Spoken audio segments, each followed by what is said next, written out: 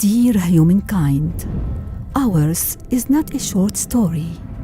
It's an epic tale written over eons. I, the Earth, have known you over hundreds of thousands of years. I've witnessed your achievements, your ingenuity, your pain.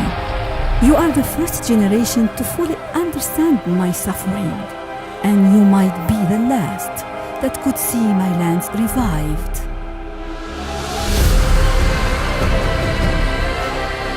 To all generations, the adventurers, the pioneers, the thinkers, and the dreamers, to all of you, let's find common ground in what unites us.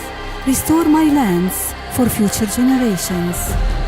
A tree begins with a seed. Generation restoration begins with you.